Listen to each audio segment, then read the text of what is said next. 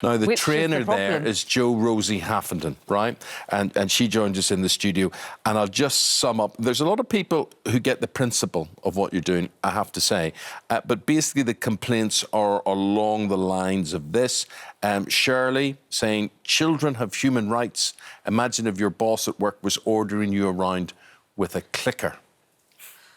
Well, I think the clicker itself is a tool that we use to mark and pinpoint and emphasise that a particular behaviour has been performed. So it's not a cue for anything. So you wouldn't say, go and get your shoes, click.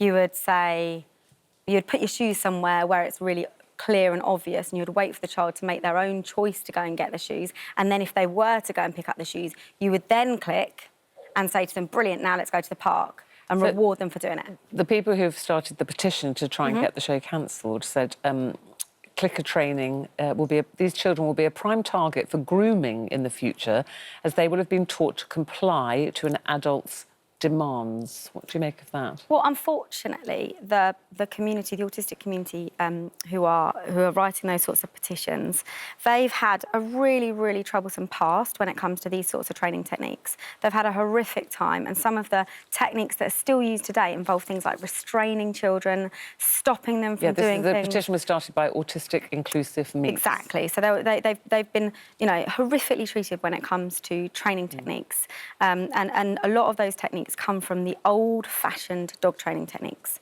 And I think that what's happened is they've seen the clicker and they've made a huge assumption that because a clicker's involved, I'm using the same techniques that was used so horrifically earlier. So I'm not. convince them that you're not. Tell us how this came about, Jo-Rosie, because you're a psychologist and then you trained in animal behaviour. Yeah, well, I was never a psychologist. I just did my degree in applied psychology. Oh, right. I then became an animal behaviourist almost straight away. So I never practiced psychology. I was never qualified to be a psychologist. But it came about because, well, essentially I had my baby boy about 3 years ago. And what I learned from struggling as parents do and reading all the books and looking at so much contrary advice online to find my way as a parent, I suddenly started using the principles that I'd learned about animal behaviour and applying them to Santino, So is it my boy. rewarding? It's rewarding the right thing, but it's so much more than that. It's so much more about setting the environment up so that the animal is likely to do the thing that's going to get them what they want. And it's so much more about teaching them to behave independently and autonomously and showing them that actually if they do X, Y and Z, they can open it themselves or they can put their shoes in themselves. Just like we do with dogs, it's about creating an environment where it's safe for them to experiment and then showing them what experiments actually lead to the consequences that they want. Yes, Claire has been in touch here and she says, praise where it's due. Tone of voice, do what you say, see it through.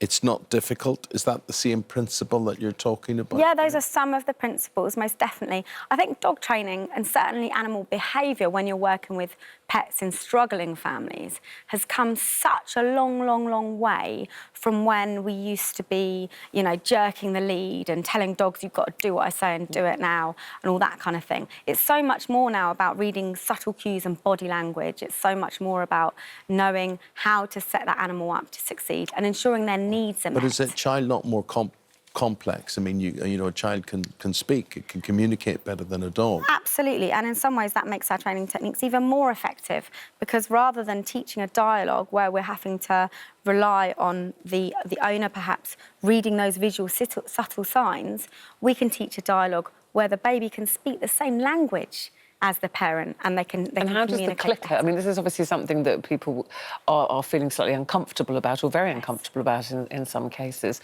How do you apply the click training? So, the clicker I use in about 5% of my work. This is it. It's a little thing and it makes a bit noise like this. I don't use it very often, and in the show I use it twice, once with each of the families. When I use it with Graydon, which is a little boy that I worked with and his family. I actually use it to teach the parents something. I don't use it with Graydon. Give me an example. So what do you teach them and when do you use the clicker? So with Graydon's family, I used it to teach them about the timing of their praise. So what was happening was that Graydon was asking for a 3-year-old really nicely for something. For example, can you open the lid of my Play-Doh? And because Mum and Dad weren't in a position to do that then and there, they would go, in a minute, hold on, and he would become really frustrated. So I was teaching them that if they time their mark and praise him and say, oh, good boy, that's really nice asking, 1 second. And if they time that correctly, that can add a bridge so that they can take a little bit longer to actually do it and teach him to wait more patiently, instead of him getting really frustrated and not feeling like he's not being heard. So I used the clicker to mark them when they should be giving the praise. The thing I find interesting is that we tend to increasingly humanise our pets, right? Now you're bringing the both philosophies closer together by animalising our children or whatever. And if people bear with this, do you think that they will be surprised? I mean, I can understand the initial outrage, the idea of clicking, the idea of treating your child like an animal. But as I say, we do humanise dogs, for instance, and we talk to them and we ask them. My wife asks our dog lots of things, and I don't. So she should. And I sit and think, well, the dog's never going to answer you. But then the dog gives you an expression or behaves in a certain way. She understands everything I say. Will people? Do you think you'll convert people more than they may think?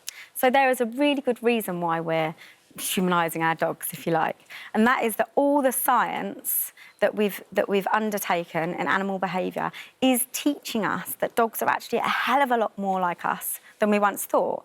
Their emotional cognition, the feelings they feel, jealousy and shame, loneliness, and all these things that we once thought of as these complex human-only emotions, actually we're beginning to see that dogs feel them as well.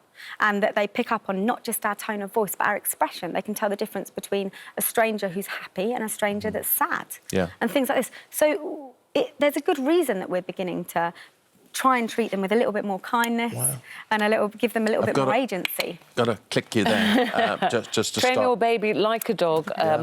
Watch it before you make your mind up, I suppose we should say. That's tonight, Channel 4 at 8 o'clock. Jo-Rosie Haffenden, nice to meet you. Fascinating, Jo-Rosie. Thank you. Very much. Fascinating. Well, whether you agree or whether you're not, let us know.